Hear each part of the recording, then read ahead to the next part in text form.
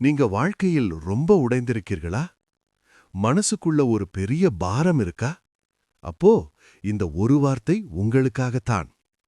சிலுவையில் தொங்கிக் கொண்டிருந்தார் இயேசு. அவரை அடித்தார்கள், அவமானப்படுத்தினார்கள், ஆணியால் குத்தினார்கள். ஆனால் அந்த வேதனையிலும் இயேசு சொன்ன முதல் கடைசி வார்த்தை என்ன தெரியுமா? அப்பா, இவர்களை மன்னியுங்கள். யாரையும் பழிவாங்கவில்லை, யாரையும் சபிக்கவில்லை, மன்னித்தார். அந்த கடைசி செய்தி இதுதான். மன்னிப்புதான் உண்மையான அன்பு. உலகம் சொல்வது பழிவாங்கு, ஆனால் இயேசு சொல்வது மன்னித்துவிடு. பிறகு அவர் சொன்னார், எல்லாம் நிறைவேறியது. அதன் அர்த்தம், உன் கண்ணீருக்கும் முடிவு உண்டு, உன் பாவத்துக்கும் மன்னிப்பு உண்டு, உன் வாழ்க்கைக்கும் புதிய தொடக்கம் உண்டு. இன்று இயேசு உங்களிடம் சொல்வது, நீ சோராதே, நான் உனக்காக இதை செய்தேன்.